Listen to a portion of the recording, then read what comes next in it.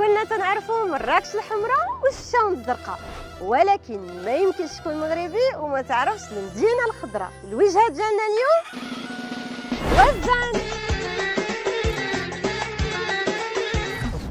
من اقدم المدن المغربيه اللي تميزت باللون الخضر. الخضر اسيدي هو اللون ديال الشرفه، وهنا كاين مولاي عبد الله الشريف مؤسس الزاويه الوزانيه، وهذا الشيء اللي خلاها تعرف اكثر بالسياحه الدينيه. تخيلوا معايا هذه المدينه ما فيها لا صوار لا والو، حيت هي دار ضمانه وحصنها ديني وروحي، اللي دخلها كيكون في الامان. فيها بزاف ديال المعالم، من درب الرجال درب كيدوزو منه غير الرجال، وبحيره بودره وسوق الحايك والصناعه التقليديه، واهم حاجه الجلابه الوزانيه، الفخامه المغربيه اللي وصلت للعالميه بعلامه صنع بوزان. وانتم شاركوا معنا في التعليق اسماء مدن مغربيه معروفين بالوان اخرى.